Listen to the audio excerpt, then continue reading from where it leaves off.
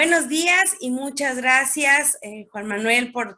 darnos esta entrevista, por acceder a platicar con contextos y contarnos un poco de la situación que está ocurriendo allá en Nueva York sobre esta pues revisión que está pidiendo Edgar Beitia de su caso. Me llama mucho la atención en la nota que envías para Milenio, donde pues resaltas que esta sería una especie de estrategia jurídica del exfiscal Nayarita. Cuéntanos un poquito acerca de esta situación. Sí, mira, Karina, se han estado moviendo cosas de manera muy extraña alrededor del caso de Beitia. Y bueno, pues han sido como aislados, hechos aislados y que sin embargo, cuando tú ya les das un contexto y los tratas de juntar, pues bueno, te indican varias cosas, ¿no? Primero, ¿cuáles son estos hechos? Mira, una semana prácticamente o 2 semanas después de que lo sentenciaron a finales de septiembre, recordarás, de 2019 acá en Nueva York, bueno, no dejaron pasar ni siquiera 2 semanas y metieron un recurso de apelación enseguida, en una corte distinta, una corte de apelaciones que revisa los casos, que tienen derecho todos los sentenciados y todos los juzgados a hacer eso, pero bueno, este recurso de apelación lo quitaron a las 3 semanas, o sea, es decir, solamente estuvo en ese juzgado de apelaciones 3 semanas, de manera extraña lo quitaron. Y otra cosa extraña que ha sucedido con el caso de Beitia es que él fue condenado a 20 años de cárcel, lo vimos claramente, estaba ahí, yo estuve presente en la audiencia de los 2 o 3 periodistas mexicanos que estuvimos ahí, bueno, pues yo fui uno de ellos, vi cuando la juez le dio la sentencia de 20 años, pero ahora su ficha de reo, del penal de Marion en Illinois, dice que él va a salir en el 2034, porque en esas fichas, pues viene ahí el número de preso, dónde está recluido y la fecha de que va a obtener su libertad. Entonces, en algún momento hubo 5 años que le desaparecieron de su condena a Edgar Beitia, o pueden ser 3 si empezamos a tomar su sentencia a partir del momento en que es detenido en el 2017, o pueden ser 5 si tomamos la sentencia a partir de que, bueno, obviamente lo sentenciaron en 2019. Él va a salir en 2034, o sea, ahí ya nos están robando algunos años de prisión. Entonces, también este caso de Salvador Cienfuegos, tú recordarás que lo están acusando exactamente de las mismas cosas que a Beitia, de apoyar al cártel H2, y bueno, uno piensa o uno puede suponer y pensar que algo tuvo que ver Beitia con la acusación de Cienfuegos y que le están prometiendo cosas como este recorte de su sentencia que nunca nos lo explicaron y nadie sabe en qué momento se dio. Y finalmente, bueno, dentro de todas estas situaciones raras que se han dado, esta mañanera donde no lo he revisado yo muy bien, pero creo que le preguntaron a López Obrador, pero finalmente él dijo que iba a revisar el caso del exfiscal de Nayarit, porque había una queja de la familia de decir que lo habían sentenciado o detenido de manera injusta. Es decir, ahí ya nos damos cuenta de varias cosas, que la familia está peleando por liberarlo, que él se siente retenido o sentenciado injustamente y que está moviendo las cosas para que de algún modo lo liberen o reduzcan aún más su condena. Entonces, en ese sentido, esta carta que él envía a las autoridades encargadas de su caso en Nueva York, desde la cárcel, esta carta que yo ahí relato en esta nota de Milenio, pues él les está pidiendo toda clase de información con el único fin de seguirse defendiendo, con el único fin de que su caso no pase ya al archivo y que se quede ahí hasta que él ya salga de la prisión, sino que simplemente es una muestra de que él sigue pensando que tiene posibilidades de que se ha revisado su caso. Y todo esto viene a cerrarse con un documento que envió en diciembre su abogado, que bueno, su abogado, él está en San Diego, la ciudad donde residía Beitia. Ya sabemos que él tiene la doble nacionalidad y que tenía, bueno, por residencia en San Diego. Su abogado John Kirby envió un documento a la corte en diciembre diciendo que le pidieran, que le dieran más tiempo a su defendido para que presentara una traverse. ¿Qué es esta traversa? Bueno, la Ujú. traversa es una figura jurídica que quiere mantener vigente el recurso para determinar si el encarcelamiento o la detención de esta persona es legal. Y entonces así Beitia pues pretende persuadir de que su caso siga vivo, de que su caso se vuelva a revisar, y por eso son todos estos movimientos bastante extraños que ahora, bueno, pues yo te he resumido Ujú. y dándole algún contexto. Y bueno, pues es lo que sabemos, es lo que hasta ahorita hemos entendido, recopilado con el último, digamos, recurso que él ingresó, que fue mandar esta carta y en la cual Ujú. está pidiendo pues toda clase de información, ¿no? ¿Y este tipo de casos había ocurrido anteriormente con algún otro preso, con alguna otra persona? Bueno, mira, de los casos que yo he cubierto acá y que Ujú. yo tengo memoria, pues el más célebre caso, que el que nunca aceptó ningún cargo y trató de mover sus influencias en México y que finalmente le funcionaron, esta triangulación que se hizo, la petición que hizo el ejército a López Obrador para que libraran a Salvador Cienfuegos, pues es como el caso más emblemático, y por eso llama mucho la atención todo esto que está haciendo Beitia, que seguramente esta liberación de Cienfuegos para él significa pues una esperanza de que él pueda moverse hacia esa dirección. Yo hace poquito también di a conocer una carta que envió, por ejemplo, el Mochomo, eh, Alfredo Beltrán Leiva, el Mochomo. Él envió una carta también al juez que lo sentenció a cadena perpetua. El Mochomo está sentenciado a cadena perpetua, pero acá hay una figura en la que algún reo sentenciado puede pedir una liberación temprana alegando eh, cuestiones humanitarias y alegando, bueno, pues toda esta clase digamos, de argucias para tratar de convencer a un juez de que, bueno, pues él es un buen ser humano y de que lo tienen que liberar, y en que en muchos casos, pues es también una ley que está permitido y que se permite que los reos, bueno, pues intenten buscar por ahí, ¿no? Son contados los casos, pero bueno, esto que está haciendo Beitia, pues finalmente también son recursos que le permite la justicia de Estados Unidos, que, que bueno, él por algún motivo ha estado seguramente soltando información y él cree que merece, bueno, finalmente, pues no solamente estos 5 años o 3 años que ya le desaparecieron, sino que merece algo más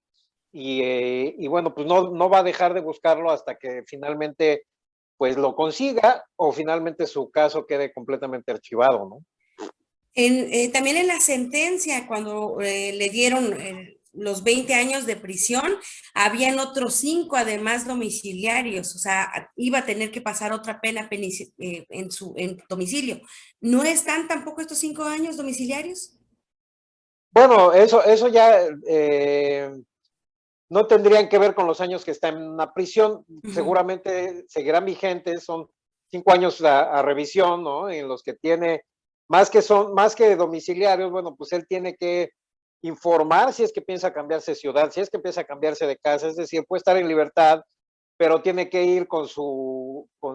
fiscal o con su asesor de libertad condicional, reportarse constantemente,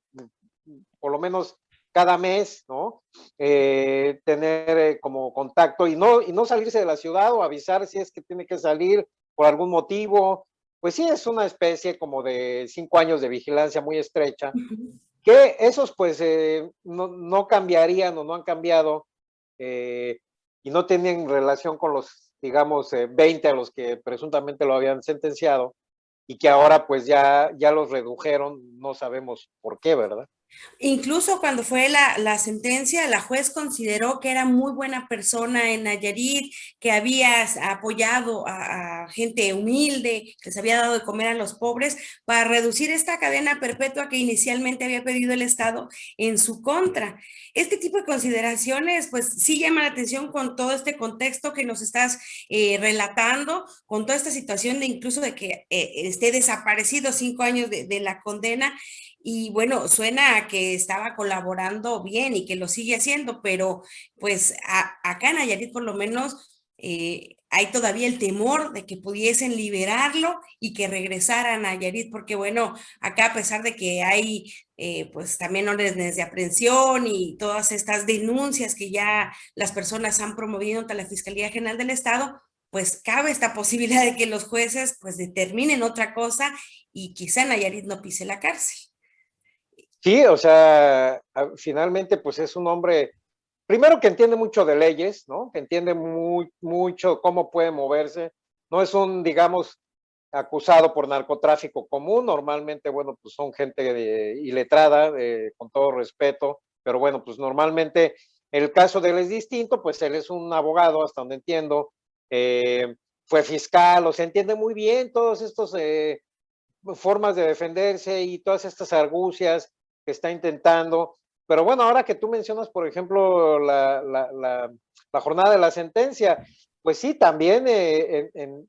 el memorándum previo a esa jornada que enviaron los fiscales a la juez, pues sí, ahí le explican exactamente cómo Beitia sirvió a los intereses del cártel H2, cómo tenía comunicaciones con Francisco Padrón Sánchez, cómo, bueno, tenía a muchos de sus elementos de su corporación al servicio de este mismo cártel,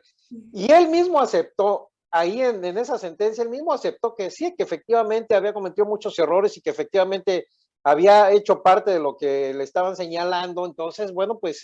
no deja de parecer completamente sospechoso. Pues por un lado, todas estas concesiones que se le están dando, esto que él siga moviéndose, que haya llegado a la columna de la presidencia de la República, que López Obrador diga que va a revisar su caso, que porque si se está cometiendo una injusticia, algo irán a hacer. Y bueno, para seguir con las coincidencias, Karina, pues la juez que liberó a Salvador Cienfuegos es la misma juez que lleva el caso de Edgar Beitia, así es que bueno, pues todo puede suceder. Sí, además, bueno, también en la nota que presentas, pues hablas acerca de que él dice que está solicitando los videos o alguna otra cosa que confirme que lo vieron o que estuvo traficando en Estados Unidos estas, pues, cocaína y todas las demás sustancias que le achacan. Esto no es normal también, pues, porque la investigación que tuvo que haber hecho Estados Unidos para pedir su detención, para denunciarlo, de esta manera, pues evidentemente tenía todos estos elementos que fueron revisados en la corte. Bueno, aquí hay algo que debemos de aclarar y que Edgar Beitia lo sabe muy bien, que lo mismo sucede en el caso de Genaro García Luna, por ejemplo, y lo mismo sucedió en el caso de Salvador Cienfuegos, cuando ellos los acusan de conspirar para introducir todas estas cantidades de sustancias prohibidas, no necesariamente significa que ellos las hayan traído. Eso es una burla, eso es un engaño. Y él sabe muy bien que esta palabra conspiración tiene que ver con que él, bueno, permitió o de algún modo colaboró con el grupo criminal que sí trajo estas sustancias a Estados Unidos. O sea, no es que él las haya traído, pero esta ley de crimen organizado, que bueno, que también ya se aplica en muchos casos en México, pues permite justamente esto, esta ley que lata de los años 70 en Estados Unidos, que comenzó muy fuerte aplicarse ya de manera generalizada aquí en Nueva York con las mafias italianas, porque siempre detenían a los soldados de las organizaciones, siempre detenían a los operadores, pero digamos los autores intelectuales siempre quedaban impunes y tuvieron que hacer algo esta ley de crimen organizado que incluye a toda la cadena productiva de, digamos, de las organizaciones criminales. Entonces, él es parte de esta organización criminal al recibir sobornos como funcionario público y permitir los traslados, él ya está manchado. Eso es lo que le están acusando, igualmente a García Luna, igualmente a Salvador Cienfuegos, y no que ellos hayan personalmente traído. Luego había columnistas que se preguntaban en México, pero ¿cómo es que le hicieron para llevar la droga Cienfuegos o García Luna o Beitia? Bueno, es una tontería realmente hacerse esta pregunta porque les están acusando de conspirar. De conspirar quiere decir que ya en algún momento tú recibiste un soborno, permitiste que esas organizaciones criminales operaran, trajeran droga y ya con eso ya tienes para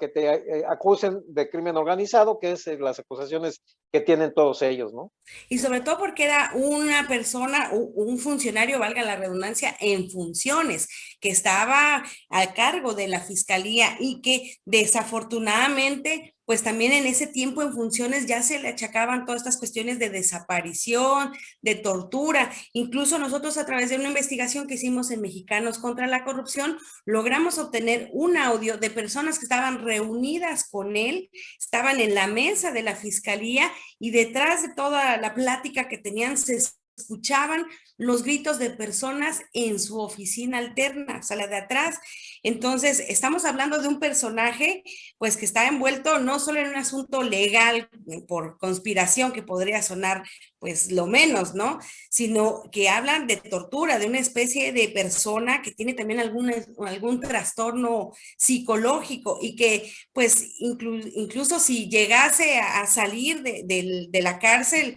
por estos beneficios o reducirle la condena, tal vez que yo creo que es lo que podría pasar, salvo lo que tú opines, Juan,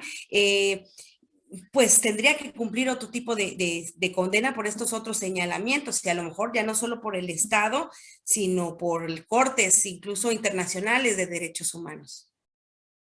Recuerdo muy bien ese trabajo que tú presentaste en Mexicanos contra la Corrupción, recuerdo muy bien esas grabaciones, de verdad, muchas felicidades por él, porque es impresionante lo que hizo Beatty. O sea, ahora que se haga el inocente, ahora que esté pensando en que él realmente no hizo o no están firmes las acusaciones en su contra, bueno, me parece de un cinismo impresionante. Pero ojalá todo eso que tú dices de lo que él realmente hizo en Nayarit lo tomen en cuenta, sobre todo en la presidencia de la República, Alejandro Encinas, o sea, todos ellos, si es que van a revisar su caso, bueno, pues que lo revisen muy bien y que recurran a los trabajos que tú presentaste, a todo lo demás que ya vienen arrastrando en Nayarit y que, bueno, no vayan a pensar que simplemente la DEA le está inventando cargos, es decir, que se revise con mucho cuidado y que realmente veamos de qué clase de personaje estamos hablando. Es decir, salieron a defender a Salvador Cienfuegos, no están haciendo lo mismo con García Luna, porque bueno, obviamente, pues García Luna casi implica hablar de Felipe Calderón, pero bueno, son gente que cometió muchas atrocidades, es decir, ahora que se estén haciendo realmente los inocentes o que estén haciendo el que no merecen estas penas, bueno, te repito, me parece un cinismo impresionante y tendrían que tener mucho cuidado en la presidencia, tendría que tener mucho cuidado Alejandro Encinas antes de salir a defender a personajes de este tipo, ¿no? Claro, sobre todo aquí en el estado que se considera que ha sido muy laxa la justicia en cuanto a esta situación y bueno, escudándose yo creo en la situación de que él está detenido en los Estados Unidos y que no puede traerse a Nayarit, o sea, no puede ser extraditado, no puede pasar aquí esta condena y por lo tanto, pues se ha detenido, digamos, este asunto de la justicia. No hay reparación de daño todavía sobre víctimas que lo señalan a él o a gente con la que trabajaba cerca. Por eso es muy importante hablar acerca de este caso, conocer cómo están sucediendo las cosas donde él está detenido para que pues también la ciudadanía aquí en Nayarit que se siente afectada por esta situación de alguna manera pues siga exigiendo justicia y a lo mejor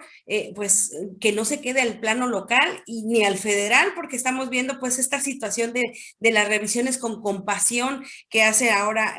el gobierno de México y que pues al final de cuentas recurrir a una instancia internacional yo creo que sería la clave porque aquí hay un asunto de violación de derechos humanos que se me hace amigo, me parece que es muy grave y que no se atiende cuando se habla este tipo de casos. Sí, o sea, él se ha ganado muy bien el mote del diablo, de verdad, es una gente que como tú dices, y tú bien lo sabes, y la gente de Nayarit lo sabe muy bien, hizo mucho daño, y además es un daño que aún lo siguen viviendo, ya no acabó cuando él se fue, o sea, cuando se quedan los problemas ahí, se quedan las organizaciones criminales peleando el territorio, todo lo que él permitió y todo lo que él no hizo, bueno, pues finalmente lo siguen pagando los nayaritas y entonces, como tú dices, no es justo que estén pensando en una condena más corta, no es justo que estén pensando en concederle perdón o compasión. Y bueno, pues finalmente entonces lo que sigue es que ya sea que alguna institución o ya sea que alguna organización no gubernamental, pues arme este caso, como tú dices, para tratar de presentarlo a una instancia internacional y bueno, pues seguir denunciando la clase de persona que Edgar Beitia es, para que, bueno, pues esta parte de la que él está tratando de lavar su imagen y declararse inocente, pues no vaya a ganar y no vaya a estar encima de la que realmente es, ¿no? Bueno, pues vamos a estar pendientes contigo porque seguramente tú le vas a dar seguimiento y nosotros te vamos a seguir a ti para conocer acerca de estos detalles. Te agradecemos muchísimo que nos hayas concedido esta entrevista para Contextos y bueno, pues muchas gracias a todas las personas que nos siguieron y nos siguen a través del Facebook para esta transmisión y recordarles pues que vamos a estar recibiendo también sus comentarios para poder darle seguimiento a los temas que ustedes quieran. Este tema de Edgar Beitia pues da para mucho. Hay una organización internacional, nada más para apuntar,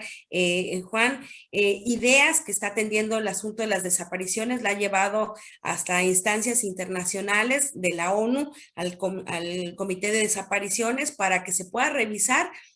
pues dónde están todas esas personas que ellos consideran desapareció el Estado a través de la figura de Edgar Beitia y todo el sistema pues que tenía el gobierno de Roberto Sandoval entonces. Así que pues vamos a esperar y te agradecemos mucho. Gracias por la invitación y bueno, pues aquí seguimos a la orden cubriendo a Beitia y ojalá pues que algún día también nos manden a Roberto Sandoval, como no, les estaremos dando seguimiento. Muy bien, tú serás el primero que nos contará cómo pasan las cosas. Muchas gracias, que tengan muy buen día y nos vamos a ver próximamente aquí otra vez en Contextos.